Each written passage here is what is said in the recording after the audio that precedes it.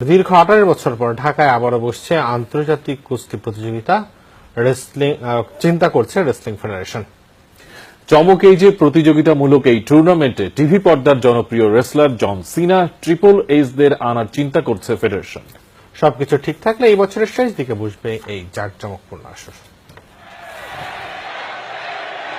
জন সিনা, triple H, Goldberg কিংবা Brooke Lesnar, wrestling পাগলদের কাছে এক একজন বড় তারকা। টিভির সেই তারকাদের এবার সচক্ষে দেখার সুযোগ আসতে পারে বাংলাদেশের রেসলিং ভক্তদের সামনে। তেমন পরিকল্পনা নিয়ে এগুচ্ছে বাংলাদেশ অ্যামেচার রেসলিং ফেডারেশন। যদিও প্রতিযোগিতামূলক রেসলিং এর খেলোয়াড় নন টিভি সিরিজের জনপ্রিয় এই রেসলাররা। গোল্ডবার্গ, ট্রিপল এইচ, জন সিনা, এদের সঙ্গে আমার যোগাযোগ হচ্ছে।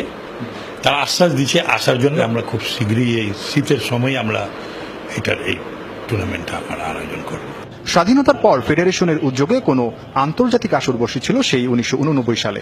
বাংলাদেশের টাইগার জলিল সহ পাকিস্তানের নাসির ভুলু, আনোয়ার হোসেন আর ভারতের বিকে শর্মাদের মতো কুস্তিগীরদের খেলা দেখতে সে সময় ছিল গ্যালারি ভর্তি দর্শক। দীর্ঘ 2 দশক পর আবারও বড় ধরনের আন্তর্জাতিক রেসলিং প্রতিযোগিতা আয়োজনের চিন্তা ফেডারেশনের। তবে সেই অতিবিলাসী চিন্তায় বড় বাধা অর্থ। স্পন্সর অনেক আসবে, স্পন্সর দিয়ে আমরা তারপর ওদের সঙ্গে একটা কন্ট্যাক্ট আছে আমাদের, ওটার থেকেও কিছু আসবে।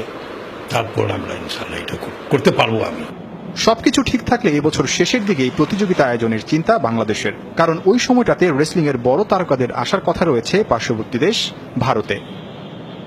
নাহিয়ান বিন জসিম, যমুনা স্পোর্টস, ঢাকা।